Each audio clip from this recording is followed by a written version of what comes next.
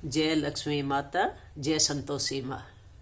काफी लोगों ने कमेंट कर रखे थे कि शुक्रवार के व्रत का उद्यापन कैसे किया जाता है। तो शुक्रवार के व्रत का उद्यापन, शुक्रवार का व्रत वह लक्ष्मी का भी होता है और संतोषी माता का भी होता है। दोनों का व्रत ही शुक्रवार के दिन ही होता है और दोनों के जो उद्यापन की विधि है वो दोनों की ही अलग अलग होती है, बिल्कुल विपरीत है। तो आज मैं दोनों ही का उद्यापन कैसे किया जाता है वो आपको बताऊंगी। मैंने भी शुक्रवार के व्रत किए हैं संतोषी माता के, और मेरी बहू भी वैभव लक्ष्मी के करती है। तो कैसे क्या तरीका होता है, कैसे शुरू करने होते हैं। जैसे कोई भी मान लो हम कोई इच्छा पूरी करने के लिए जब व्रत करते हैं तो सबसे पहले जैसे भी पूजा पाठ आप करते हो, लाल रंग का वस्त्र या चौकी लगाकर आप माता की, संतोषी माता की फोटो रखकर पूजा पाठ करें। और पहले दिन जो है अपना हमेशा पूरा पता बताएं कि मैं कौन हूँ, कहाँ रहती हूँ और मेरी क्या इच्छा है, सब कुछ बोलकर। और उसके बाद फिर माफी जरूर मांगना चाहिए कि हे माता रानी, मैं पूरी विधि विधान से ये व्रत कर रही हूँ। अगर मुझसे कोई गलती होगी हो तो अपनी बेटी समझकर या बेटा समझकर मुझे माफ कर देना। तो ये पहले जरूर बोलना चाहिए। उसके बाद में फिर आप लगातार, रोज बोलने की जरूरत नहीं होती, पहले दिन ही। और हमेशा शुक्ल पक्ष जो होता है, जिसको चानन पक्ष भी बोलते हैं, अमावस्या के बाद जब भी शुक्रवार आए तो हमेशा शुक्ल पक्ष को ही व्रत शुरू करना चाहिए, शुक्ल पक्ष को ही उद्यापन करना चाहिए हमेशा। जैसे आपके व्रत पहले भी अगर पूरे हो जाते हैं, मान लो आपने 21 या 11 जितने भी बोले हैं पहले पूरे अंधेर पक्ष में हो जाते हैं, कृष्ण पक्ष में, तो भी आपको उद्यापन हमेशा ये सोचें कि शुक्ल पक्ष में ही करें तो सबसे अच्छा होता है। तो ये तो जैसे भी आप व्रत करते हो। अब संतोषी माता के व्रत में तो खटाई नहीं खाई जाती, खटाई के हाथ भी नहीं लगाते जो व्रत करते हैं। और उसके बाद जैसे भी आप व्रत करते हो अपने तरीके से वैसे व्रत करते रहे।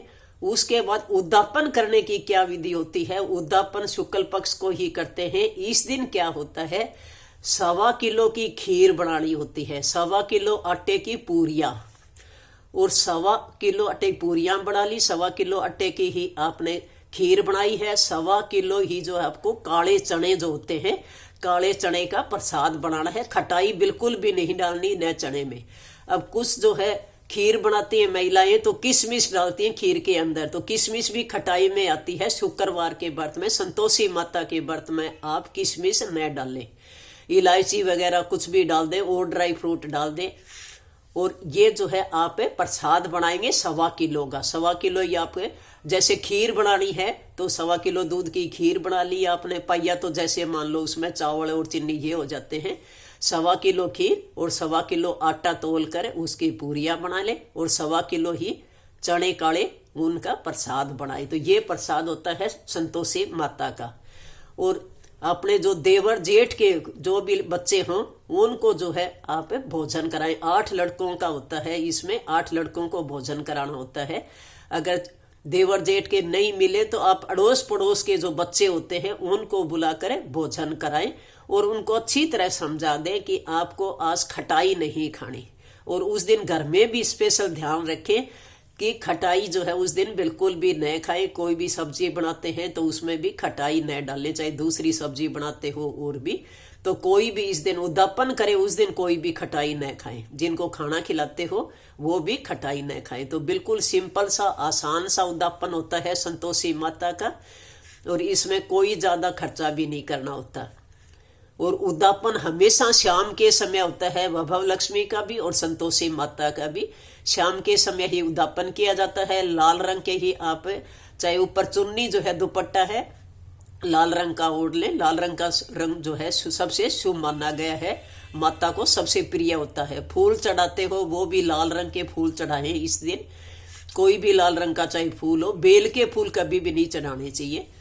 तो आप लाल रंग के फूल चढ़ाएंगे। और जो आप चौकी लगाते हो वो भी लाल रंग या फिर पीले रंग के, ये 2 ही रंग जो है सबसे प्रिय होते हैं माता रानी के लिए। तो ये तो था संतोषी माता का उद्यापन, बिल्कुल सिंपल था। 1.25 किलो खीर, 1.25 किलो पूरी और 1.25 किलो चने और 8 लड़कों को भोजन कराना। बस खटाई का विशेष ध्यान रखना है, खटाई नहीं खानी। और शाम के समय ही उद्यापन भी जिस दिन करते हो तो उस दिन भी आपको व्रत रखना है और शाम के समय उद्यापन करना है। और शुक्ल पक्ष में करना है, बस सिर्फ इतना ध्यान रखना है। तो ये हो गया हमारे संतोषी माता का उद्यापन है। अब है वैभव लक्ष्मी का, ये भी शुक्रवार को होता है, लक्ष्मी माता का व्रत होता है वैभव लक्ष्मी का।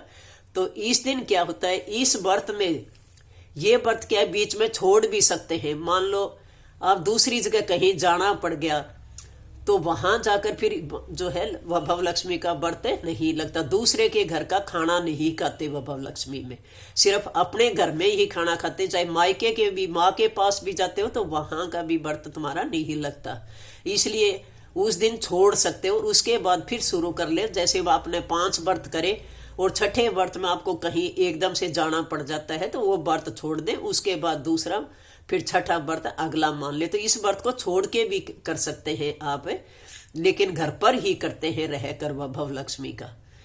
इस दिन अगर खटाई भी खा लेते हो, टमाटर वगैरह सब्जी में डाल लेते हैं तो कोई वो इसका में परहेज नहीं होता खटाई का। संतोषी माता में स्पेशल होता है खटाई का, और इसमें खटाई आप खा सकते हो।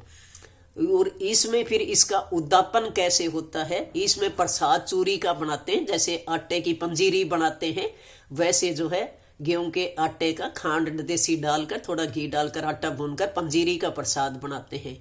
और नारियल जो है पानी वाला जरूर माता को अर्पित किया जाता है, चाहे संतोषी माता का हो चाहे लक्ष्मी माता का हो, तो नारियल का प्रसाद बना ले। अब इस प्रसाद का क्या है, उद्यापन कैसे करते हैं, शुक्ल पक्ष में ही शाम के समय जैसे आपने व्रत किया है, जैसे पूजा पाठ कर ली सारी, और उसके बाद में शाम को फिर आप महिलाओं को भोजन कराना होता है। वैसे तो कहते हैं कि बुजुर्ग महिलाएं जो होती हैं उनका आशीर्वाद ले, और उनको घर पर बुलाकर भी भोजन करवा सकते हैं आप।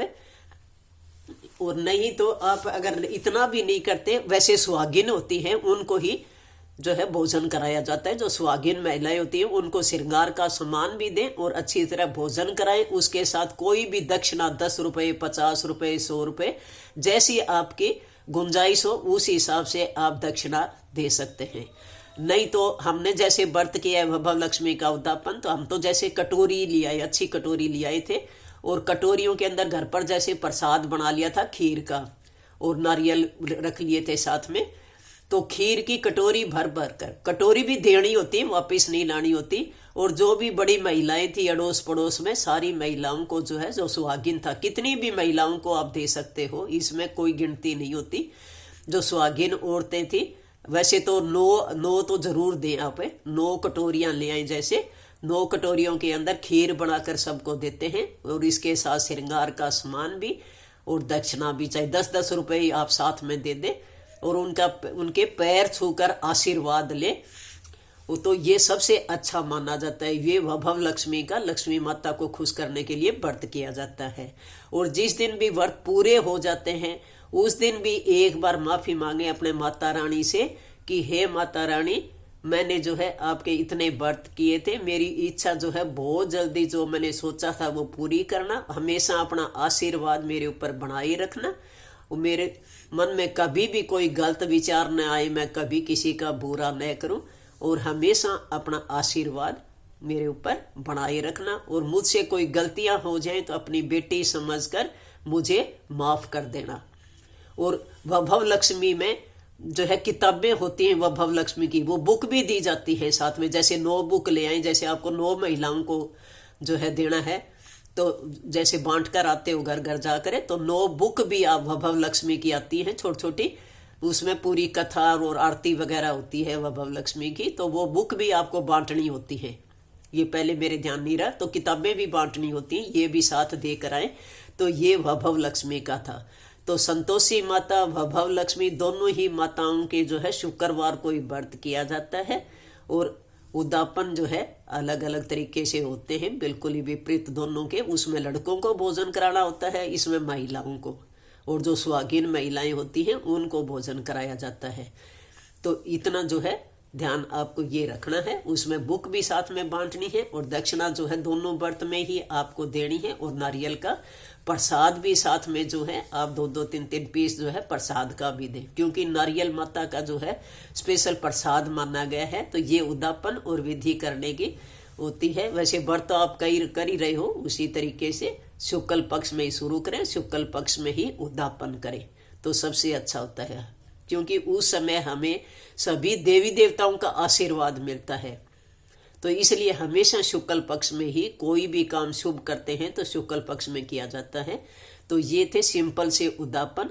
कमेंट के अंदर आप जय संतोषी माता, जय लक्ष्मी माता जरूर लिखना, और आप सब्सक्राइब कर दिया करो ताकि कोई भी जो आप पूछते हो कमेंट करके। अब जैसे शुक्रवार के उद्यापन का पूछ रखा था तो मैंने दोनों ही वैभव लक्ष्मी और संतोषी माता के व्रत का उद्यापन का तरीका बता भी दिया।